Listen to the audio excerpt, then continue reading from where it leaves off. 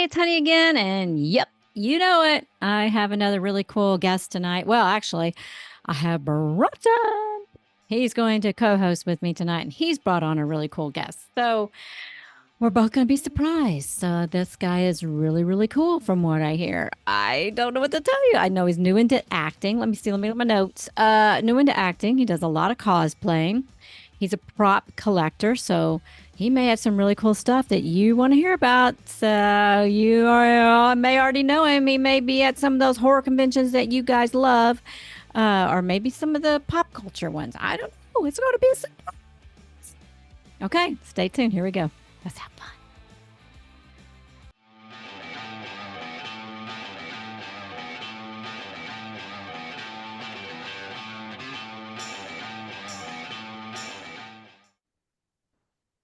Hey, it's Honey, and I'm back with Perpetual Learning. And tonight I have my favorite co host, or my only co host.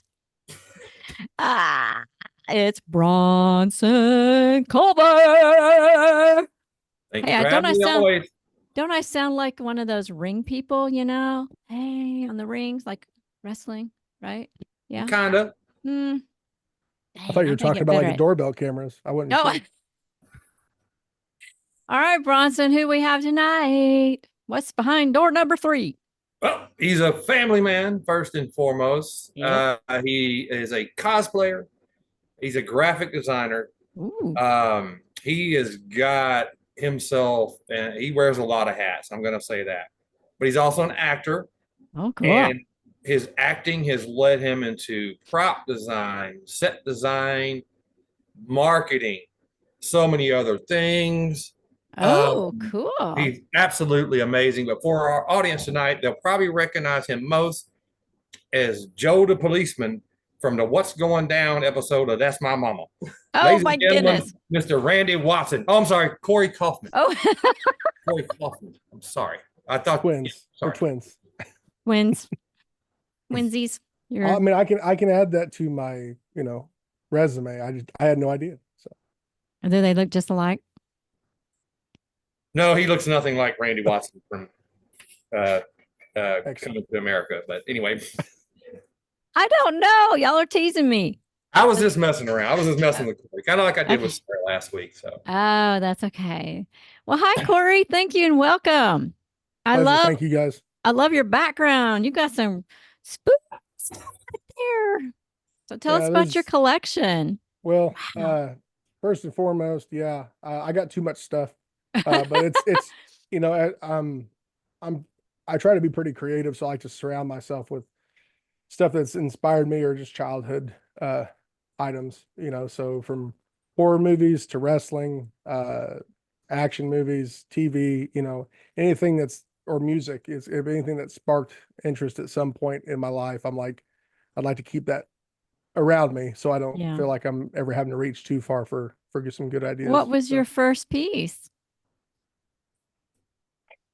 There's a lot. I don't know. Actually, back there somewhere is probably a toxic Crusader toy that I probably played with when I was 5 in the bathtub. Oh, wow. So I still have a couple of those lingering around just because I don't know. It's just hard to let go of. Well, that has memories. Those have memories. That's great. I don't think, you know what? I may have a couple of things I kept from my childhood. I think I have a tambourine and something weird like that somewhere. It doesn't take much. And then, nowadays it's, if you want to find something, you're surely able to find it pretty easily anymore. So. Well, I like Josie and the Pussycats back in the day. So I have my little tambourine. Josie and the Pussycats. I actually know what that is. Yeah. That's so old. So, oh my gosh. So you just started getting the little figurines or something, and you just kept going and kept going and kept going. A lot of it actually, started, I do a lot of art myself. So sometimes I would trade up or sell something off just to acquire something. And it's kind of like that, start with a paperclip and end with a Lamborghini situation, except I'm too big to drive a Lamborghini. So instead I just surround myself with, horror stuff or, and if it's something I can't find, I'll create it or at least try to. So is horror your favorite movie genre? it's a straight tie between, nice 80s, 90s action and horror movies in Well, general. 80s, So 90s action is the best. yeah, absolutely. That's my favorite too. Yep. Yep. Scary movies, not so much. That's why Bronson comes on here because that's his thing. Right, I love 80s. Bronson? I love, just like we talked with Brian, and I gave him some cool questions about 80s, 90s action. It's Yep. one of my favorite genres because basically I grew up in the 80s. And so, I went from having 5 channels to 20 something channels, and then you get HBO, and I just watch whatever was on. Yeah. So, which I'm sure Cory, I know there's a little bit of a generational gap between me and Cory, but age wise, but I love the 80s and 90s action, as do you, honey. Yes. So yeah, I'm a huge fan of that too. I'm a huge fan of everything. Now I promote the horror more on social media because of my business, but I love all that stuff. Movie people, it's across the board. I think it's across generations, across the board. If you like movies, you like movies. And if you really like movies, you go back in time and you look at the movies that came before your favorite movies, kind of see where it all started. Most people do that. They go, oh my gosh, yeah. You know, I Well, still love the old black and whites. and usually, if you've watched too much movies and you start to movie quote more than you do talk regularly, and no one knows what the hell you're talking about. So Yeah. My daughter's like that with the Hunger Games. She's there you sitting over there saying every word. And I'm like, okay, this is like 495, times that we've watched this, and she's got it down. Like, wow, that's too much movie watching of one movie. go. Well, half the room in my head In a is good way. Do half what? the room in my brain is movie quotes from the 80s. Yeah. Yeah. Well, still my favorite one is I'll be back. I'll be back. Where's he at? Right there. Yeah, he's right there. Oh, is that Somewhere. Terminator? Yeah, he's up there somewhere. Somewhere? But no, that's the thing. I was actually joking with someone over the weekend. I went to a small little convention here in Covington, Tennessee, and we were joking about that. Where we don't have the technology yet to replace what I would consider some of the pointless aspects of our brain and fill it with something that we could use. Full of movie quotes, TV quotes, just useless knowledge. But it's like, well, I could really, learn how to speak Spanish, but I don't have any more room. So, you know, You have to empty all that out for something yeah. new. Well, some things are just hard to remember. They just is. And if you don't have a passion for it, I think it kind of, you have like a little mental block there, a little mindset thing going on. Like, I don't really care about that. So you just kind of just shut it off, Absolutely. Yeah, I shut a lot of stuff off. I passed both French and Spanish in college. Wow. Yeah. And no, not me. I remember nothing from French. And I only remember the bad words from Spanish. Oh. And that's, just me probably working in the restaurant industry so much over the years. So it just goes away. If it's not something that you're passionate about, or you just don't use it on a regular basis. Yeah, if you're not really passionate about it, you just kind of let it go. So Cory, what is your favorite collected item in back there? What is your fave? My favorite item that's not back here anywhere currently is a boom box that I can't say it's the one from the actual film, but Friday the 13th, Jason Takes Manhattan. Oh, wow. I have a boom box. It took me about 4 years to find the one that Kane Hodder kicks and destroys when he's in New York. And I wanted to find it. I found it. It was in Greece. I had to get it shipped here. I put it together. Wow. And I recorded the rap song. I was able to find a clip of it, put it in the cassette, and actually take it to Texas Frightmare once and meet Kane Hodder with it and be able to play that. And he was just mind blown. He goes, where the hell did you find this kind of situation? So wow.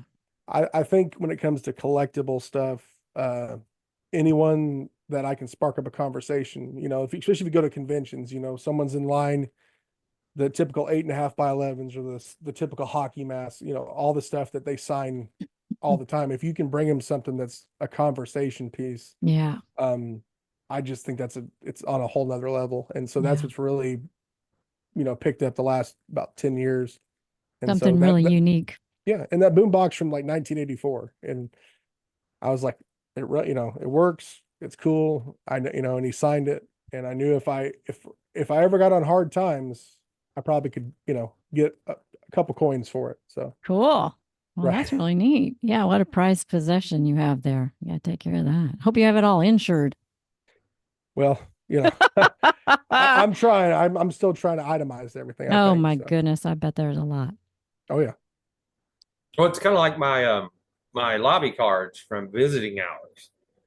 That for me, it was very important to take that to Michael Ironside and Linda Pearl and show it to them, and they both confirmed you're the only person in the world that has lobby cards from visiting hours signed by both of us.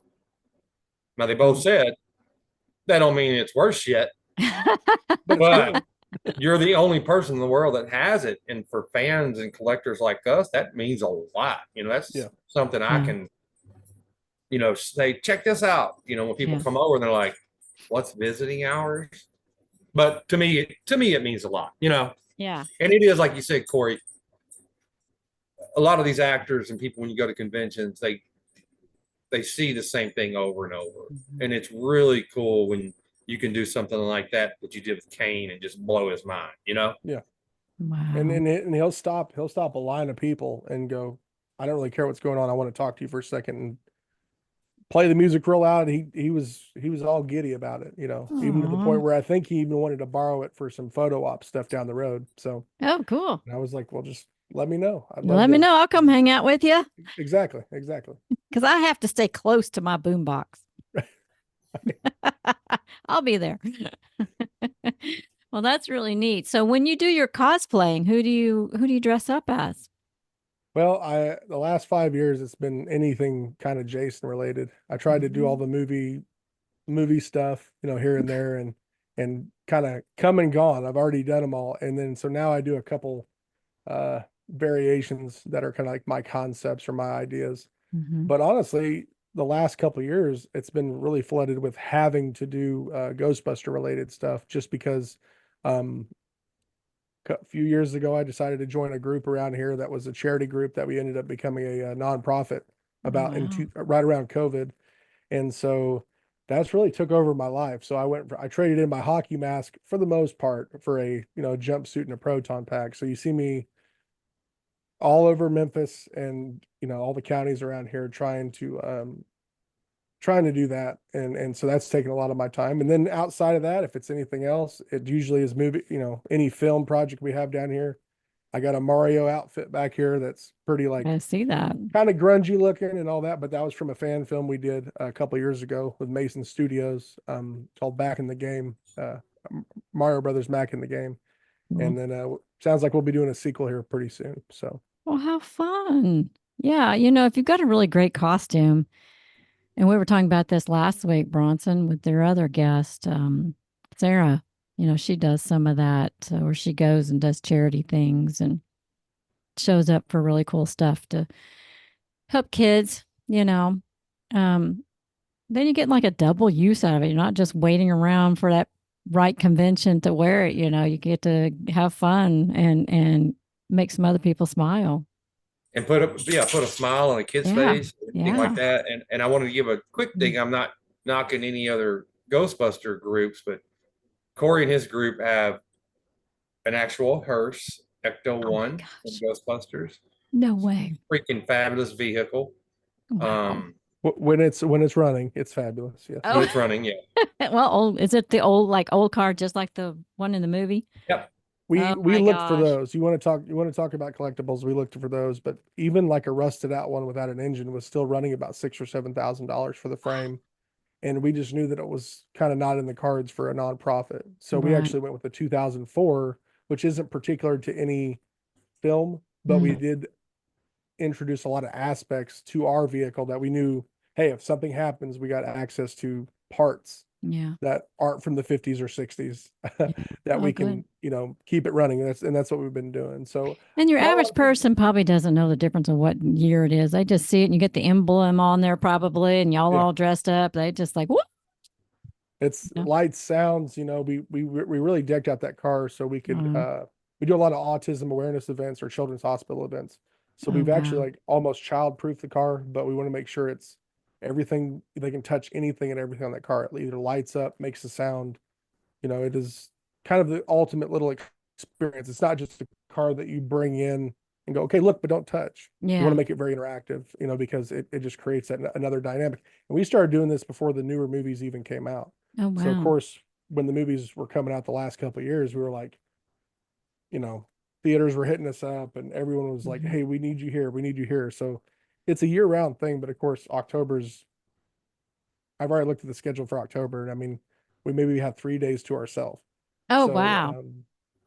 we're lucky that we have about a group of about 8 people that we really try to schedule out, and no one gets paid. It's all, on their own time and own dime kind of situation. But Wow. it's it's been pretty fulfilling. I mean, the first event I ever did was at the Ronald McDonald House when we just got the car, so there really wasn't much done to it. And that experience alone was, I was going, okay, this is my way to give back to the community. So, um, and here, I didn't think I'd be doing this, and then 6 years later, still be doing it. So Well, I love that. So, all the guys in your group, do they all dress up as some of the characters? they try real hard. They Yeah. all, I mean, and we even have my wife. She's only 5 foot tall, but we shove her into one of those Stay Puff costumes, so she looks like a really oversized mini puff. It's a 5 foot tall mini puff, I was and wondering if you guys had any of the villains or anything in we there. Stay Puff's, a go-to, but then Yeah. we team up with a lot of people around the area. So we got a guy, there's a guy down, a county away that does Beetlejuice. There's people that do the Grinch. Oh, wow. So every season, whether it's Halloween, Christmas, there's always a villain or antagonist that we have to, kind of handle, if you will. So it's been a really great experience trying to do that, and then, intertwine a lot of people locally that do other things as well. Right. Wow. That's just so cool. And I did want to mention, didn't you take a couple to prom? Oh Yeah, my I'll tell you that gosh. story real quick. It was one of those things where the parents were so stoked. The parents were, 70s, 80s kids. And Mhm. so they were excited. And then I could tell that they didn't even tell the kids who were juniors and seniors last year. Because when I showed up, I think they were assuming it was be like a really badass limousine. I show up in the hearse and they're like, Ah, what the heck? What? they And so it pranked took them them. a while to It's it took them great. a while to warm up to it. But Yeah. when they found out I was basically a mobile DJ, I said, whatever music you want to listen to, we'll listen to. And it plays inside and outside. And I took them to like Sonic. I took them wherever. I said, you got me for 2 hours to go anywhere you want before prom. So Wow. we turned it into an experience. And I think by the time I dropped them off at prom, they realized that they were the, talk The of the town coolest kind of ones, situation. Oh, right? The absolutely. Yeah. coolest one, man. You can make some bucks with that Right. idea. I Right. like that. All right. People more and more want experiences now than they used to. I mean, I think it means something, to Absolutely. experience something, and because life has kind of gotten like you have access to pretty much everything, but good experiences. You can get on the 100%. internet and see anything or do anything, but real life in person experiences that are unique. I think that's an awesome thing. I But do. not too long ago, same, probably back in May or so, um, the Donna from the Ice Cream Queens, right? Her daughter bought a prom night VHS purse from us and wore it to prom night. And So her and her cool. date kind of matched the colors of the VHS purse to her prom outfit. And to me and Steve and anybody in Brutal, that just blew our mind to see a customer wearing a prom night, their daughter, wearing a prom night VHS purse that we created to prom. I thought was just, That's bang, excellent. you know, I just had a crazy idea. yes. Bronson, you'd love this. You can dress up like Joe Bob, and I'll dress up like Honey the Mail Girl, and we can start doing stuff. I could dress up like Darcy. I could get me a black wig and Well, we could let Brandy do Darcy. okay. You do Honey. I didn't get the dress then. See, you took all the fun out of it. Dang it.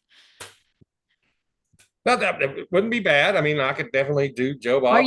I could be Joe Bob and you can be Honey the Mail Girl. How about that? Oh, that might draw some attention. All right, I'm just being silly now. Come on, you better come up with some questions. You're gonna But get mad at me in a minute when I say we're out of time. oh, we got plenty of time. So, Corey, I'm guessing slashers are your favorite genre of horror, correct? I think so. I think that are still holding that top slot. You know, it's been a while. Now look, I will tell you this. I was born in 87, but I feel like I'm retro raised. You know, I feel like I was 5 or 6 years behind all my friends for a variety of reasons. And then I'm trying to do the same with my son. You know, he's 14 now, he's a freshman in high school, which is blowing my mind anyways. And I'm thinking, you know, his favorite stuff is, you know, he's nowhere even close to when the stuff came out. So Mm. slashers are still holding the top spot, but that's only because I surround myself as such. But there's, you know, there's up and comers there, some Okay, well, psychological stuff. my question is number one, your second favorite genre is what I was interested in, but number two, I have to we've got to send a picture. You've got to send a picture to Honey of the banana splits Oh cosplay. yeah. What? Oh, which is amazing. Yeah. What is So Honey, do you that? remember the banana splits? The like cartoon or TV show or something's Yeah. popping in my head. yeah, Yeah. Well, they did a horror movie version about a few years ago, and Corey did a really amazing spot on cosplay from that movie for his son, and for it my son. blew my mind. Oh my gosh, But I you have to have see to watch that. the Banana Splits horror movie. Yeah. But back to the question, Corey, your second favorite genre of horror. Genre probably psychological. Okay. Stuff that Mm. really makes you think. And sometimes it kind of bounces between horror and thriller, and I get that, Mm. especially on the psychological side. But man, anything with Anthony Hopkins, it feels like it starts to go into horror almost, but it's usually Mm. thriller. And there's been some really nice pieces that he's done that I'm always Oh like, my gosh. man, and that's what's, you know, stuff like him and, you know, stuff like that. That's what really has given me the acting bug. And I'm like, Mm. being scary is cool. Almost anyone can do that, you What? know, have a presence. But if you can really start to play into people, you know, the mind game aspect of things, I think that just brings another dynamic to the movie personalities. I'm trying to remember one that he did that freaked me out long ago. It was an old one. Wasn't there a puppet or something in it? Mannequin? Oh yeah. I just made Brandy watch it. Anthony Hopkins with the puppet. Oh, Oh my God. I remember, I haven't seen that one in 100 years, Google it.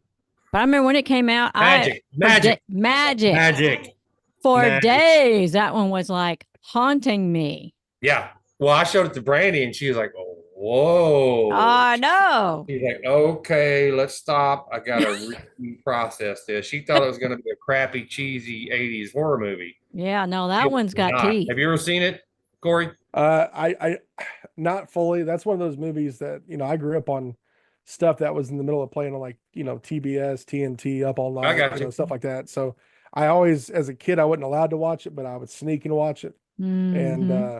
I would usually get halfway, you know, up till like halfway through the movie before I'd probably get in trouble. So that's something I've been trying to revisit, movies that aren't exactly classics per se, but kind of the Yeah, you cultish need to go back and watch things. that one. Yeah. So imagine Darcy Lynn or Jeff Dunham if they were complete psychos and they talked to their dummy and it made them do things with Anthony Hopkins. Brilliant movie. So That should be crazy. pretty good. And then I Exactly. really loved him in The Wolfman. Mm, I thought he was excellent in that. He's excellent in everything, but woof, right. yeah, he was spooky. Hey, Corey, you may be the first of all time Hey, there's no to not cat. have a cat Well, it's get all right. involved in this. I thought you'd be hearing one of mine the whole time, and I was like, I had to like lock him in the bathroom and him fall Oh There's a asleep. no, cat we always every have cat podcast. visitors. Um, It's almost too weird that we're not going to get a cat visit today. I know, but second question, Corey. Yes. In horror movies, especially the 80s and early to mid 90s, there are a lot of cliches and tropes that appear in almost every horror film, especially Friday 13th.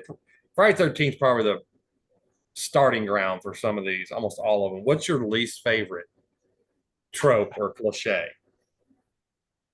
I really hate seeing people fall down. It really kills me. Like it's a gimme anymore, and they still do it, but it's They're just like it running can and be they the look most. back and go plop. Yeah, and I'm just like, and then it takes them 4 hours to get up, and I'm like, is your adrenaline going at all? So yeah, I used to find it funny. Now I just find it kind of sad when people be tripping, you know. Mhm. So I hate the car not starting. Oh yeah. Oh my gosh, yeah.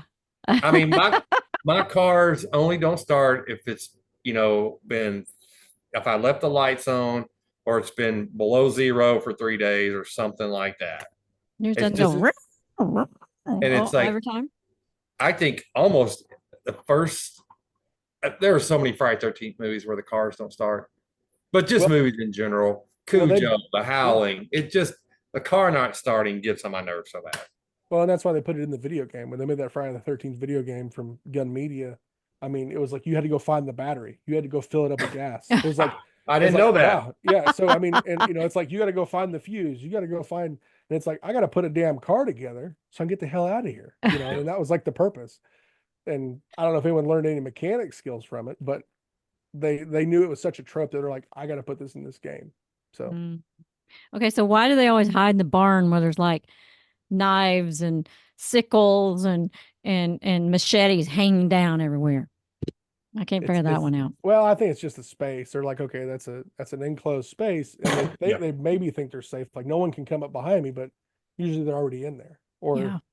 now I was you're in a trapped in barn. There's appliance. already zillion saws and all kinds of creepy stuff in there. I'd be like, no. There's never any critical thinking. And I think T-Mobile one year even played off of that. They had a T-Mobile thing and they had all this stuff. And they're in there, they're like, oh, I think he's not there. And the bad guy's just back there going, Yeah.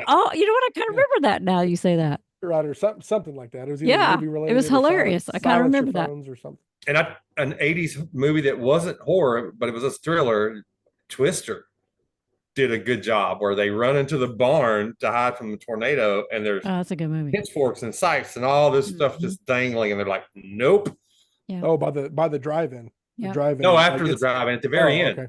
Well, At the very end when they go in the barn. That's a well, good even movie. at the Just stuff. even at the Yeah. mechanic shop, they go to that mechanic shop and there's like Yeah. You're right. mufflers and Yeah. hubcaps everywhere. I'm like, well, someone's gonna get their head cut off, Mhm. Yeah. Yeah.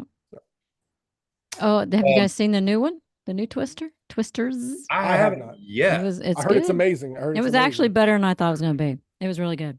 That's the consensus. Yeah, I haven't seen it yet. Yeah. My wife's seen it twice. I heard Yeah. a lot of people have to go see it 5 times to call it F5. I don't know. I don't have the money for Well, I think just earlier this week it surpassed the original Twister at the all-time for box office. Wow. Yeah. So it's got to be Wow. good. It It's must- good. I Because It's mean, probably it might I be think- the soundtrack. Who knows? I think because they waited so long, it's not like 2-3 years later. Like it's so long and they've updated it kind of.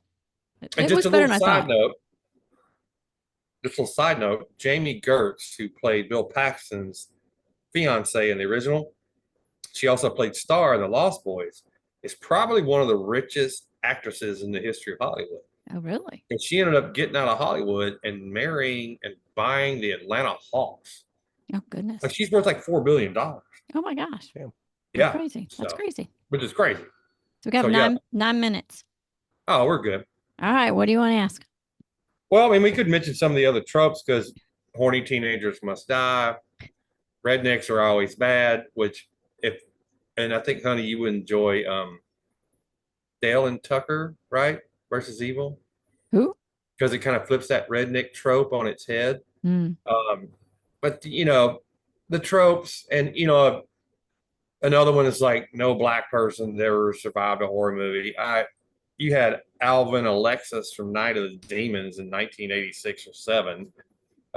You had Reggie the Reckless from Friday 13th Part 5. But now real quick, Cory, your favorite Friday 13th final girl. Final girl. See, here's the thing. I don't have a final girl, but I have a girl I wish would have been a final girl. And Okay. it pisses me off that she never became a final girl. But that's JJ from Part 8. Okay. The rocker chick. Super smoking hot. And she just had that, the hard rock chick vibe. And they killed her off so fast. I get the whole guitar aspect, but I was like, she didn't even do anything wrong. Usually one of these chicks does something stupid. Yeah. And it's like, I get why they died, especially Friday the 13th. It's like, if you smoke, if you drink, premarital sex, if you hit the list, you're going to be off. But she all she was doing was trying to cut a music video or something. and she gets smashed in the face with the guitar. And so I don't have a favorite final girl. I have a favorite girl who should have been a final girl, if that makes sense. Mm. Mine, as I've said before, is Kimberly Beck from Part 4. Mm. And it's just because of that. She thought she was going to die. And when she goes to get Jason with the machete, she goes, I'm going to give you something to remember me by. She's like, she wasn't screaming, crying, don't kill me. Yeah. She thought she was going to die. And she goes, I'm going to give you something to remember me by, you son of a bitch, or whatever she said. Might as well go down fighting. Really awesome. Go down fighting. Yeah. Yeah. So, wow. Oh, those movies scare me. Which ones? Friday 13th? All of them. Because they're people trying to kill people. That's just not good. Well, just watch Jason X. Just watch Jason in Space. You should be okay. Jason in Space? Is that some silly thing? It's Jason X. It's part 10.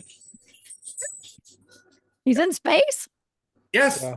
Oh my gosh, Oh, my honey. goodness. Yes. They ran out of ideas and they had a budget. That's the problem. So. Oh Yep. my goodness. Well, I mean, and we'd have more Friday 13th films right now if it wasn't for Cunningham and is it man, who is it? Cunningham and Harry? No, Harry's the Composer. I don't know why it's escaped me, but regardless, I mean, you got the writer and the director, And for, they're like so. 80. And we haven't had a new Friday 13th film in like 15 years because these old dudes will not stop arguing. I don't know why they just can't come to a consensus. Because in my opinion, I don't want to meet either one of them. Because I'm like, you guys should have gave up on this a while ago. 100%. Let the fans have some more Friday 13th films. You guys got plenty of money. Hopefully you guys would be 100, but damn it, just let it go, guys. Well, and that's real quick, just to jump into that. I mean, that's why you see everyone jumping on this fan film bandwagon the past 6 years. The fan film stuff, especially Friday the 13th, has gone nuts. And what it's doing is it's bringing out not only actors and people from the original films, but if the storyline's good enough, these people are hopping on board. Old directors, the older actors, and they're actually coming up with some pretty decent pieces that are usually crowdfunded. Yep. And so, I mean, you go on YouTube, you can look up Never Hike Alone. They have a couple different sequels that I've helped with. Friday the 13th Vengeance, Friday the 13th Vengeance Part 2. And then it just spurs from there. There's other ones, and like almost like to fill the gaps that a lot of fans think that there are in the Friday movies. And you acted in Valentine Bluffs. Right. Which was a My Bloody Valentine fan film, correct? Yeah. And people wanted to see something that was a sequel, not a remake. So we thought, maybe we could do it. I started helping with the campaign, doing the graphics and the Indiegogo campaign. They raised like over $60,000 in 6 months. And then they did it. They went ahead and made it full length. I think there was a lot good about it. Yeah. You can find it under, I think it was like Sick FX Studios or something on YouTube. But yeah, it's just called Valentine Bluffs, a My Bloody Valentine fan film. And so I actually got to, I was in it, I think almost as a thank you, but then I got to play opposite of Nightmare Christie from Nightmare Toys in Vegas, and she was awesome. So it was cool to meet her in person. And so we were kind of a thing on the film, and then we both get offed pretty well. So a lot of fun on those projects, but the fan film stuff's going nuts because I think a lot of people just don't want to wait on Hollywood to figure out their shit. So it's like, hey, let's go ahead and do it. Let's do it. So wasn't Paul Taylor in that? He was Paul T. Taylor was in Vengeance Part 2. Okay. And one of the girls from one of the Halloweens was in it. Ruby CJ Graham was in it. Tom Matthews, CJ's wife Ruby. So I'm going to tell Honey. So CJ Graham and Tom Matthews, Honey, are the two guys you had cocktails with at FrankenCon. You said those Jason guys were nice. They were very nice, and they were cute. She called them the Jason guys. Well, and they were nice enough to partake in this fan film stuff. I got their autograph, my picture taken with them. What was I thinking? Yeah, you should have. I was tired. Yeah. Well, they'll both be in Memphis with me and this guy. So if you ever want to shoot down to Memphis in November, I mean, they'll be here again. So well, y'all let me know. I'll come down and hang out. It's a Memphis Monster Con that we interviewed Jamie about. It's No, they November. haven't invited me to that one, have they? Or is that the one that went all haywire? No, it's not the one that went haywire, but Okay. I think they kind of already had before we even did the interview, I think they kind of already had their guest list set up, Yeah. and maybe they're putting you for Who another one. knows? But I can come down and hang out.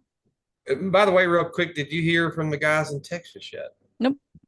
Not Okay. that I know of. But we got 2 minutes. Okay. So One more question. Go and ahead. Cory, Cory gotta tell us how we can find you. Yes, I can do that real quick. Everywhere. On Everywhere. Instagram, yeah, on Instagram, midsouth_maniac. On Facebook, Cory Coffman. You can, if you like graphic design or movie reels or want to see what I'm doing with movie stuff or graphics, CoryCoffman.com, CoryCoffman.com. And then DeSoto County Ghostbusters. That's our nonprofit charity group. So please check us out. We're always doing giveaways, helping the community. We keep it pretty local, but we're here to reach out and do whatever. We also make a lot of good, funny content and funny videos for everybody. So And so you definitely guys check send us me out those there. links and I'll put them down below. Absolutely. I have one more quick question. Other Yeah. than Psycho and Night of the Living Dead, late 60s, we're going, what film from like in that era or right after do you think influenced horror more? 1 minute. It'd be your own choice.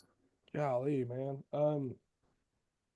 I'd have to come back through and see exactly what was in that time period Okay. because I mean it's like I said, born in '87. I tried to retro watch a lot of stuff, but I really have to go back. I have a few buddies that have really brought me into the light on some older films, but I honestly couldn't tell you one in Okay. particular that I could pinpoint and say, hey, that's Me what. either. I think Yeah, Chainsaw Massacre, Jaws, The Exorcist, Black Christmas, there's a lot.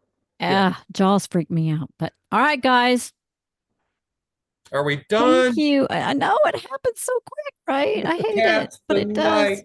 No cats, but thank you, both of Corey, thank you. you. Well, thank you Appreciate you guys. Appreciate it. so much. Thank Absolutely. you. Praise the Lord. I appreciate you. And I'll get this one up. Excellent. And hopefully I get to meet you in person soon. Sooner the better. All right. Love it.